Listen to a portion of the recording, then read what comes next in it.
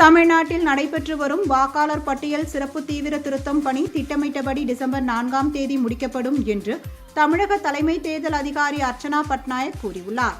தமிழகத்தில் SIR எனும் வாக்காளர் பட்டியல் சிறப்பு தீவிர திருத்தம் பணிகள் கடந்த 4ஆம் தேதி துவங்கி நடைபெற்று வருகிறது.